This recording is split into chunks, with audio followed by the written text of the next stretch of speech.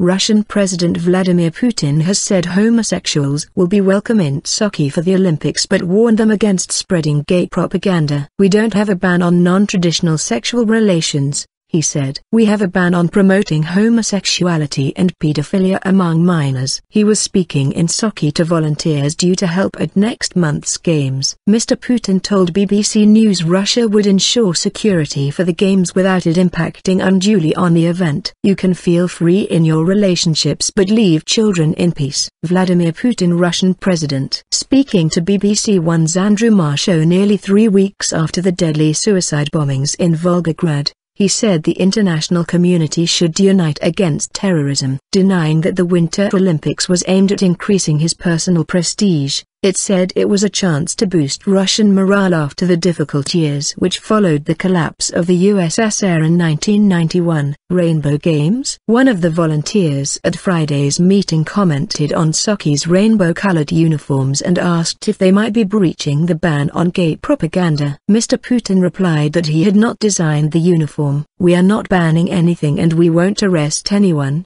Mr. Putin said in televised remarks. "You can feel free in your relationships but leave children in peace." Gay rights campaigners around the world have called for a boycott of the Winter Olympics in protest at Russia's controversial new legislation, which was passed in June. The amendment to the child protection law prescribes fines for providing information about homosexuality to people under 18.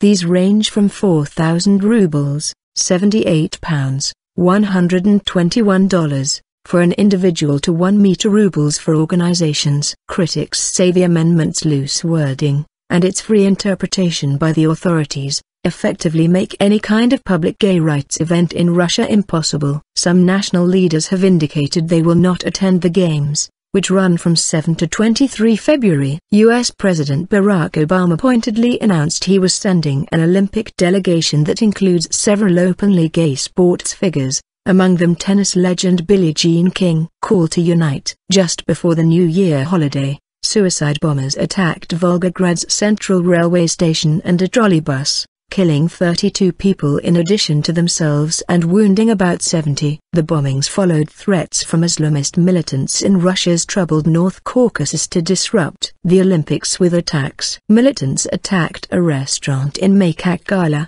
Dagestan, on Friday, injuring 7 people. "I think the international community should unite to fight such inhuman phenomena as terror attacks and the murder of totally innocent people," Mr. Putin told the BBC. "Our task as the organizers is to ensure the safety of those taking part in the Olympics and those attending this sporting event. But Russia would seek to carry out security measures which did not distract from the Games," he said. On the aim of the Sochi Games, Mr. Putin said, "This is not my personal ambition but the direct, concentrated interest of the state and our people." After the collapse of the USSR, after the bloody events in the Caucasus, the general mood of society was somber and pessimistic, and we need to give ourselves a shake, the Russian president said.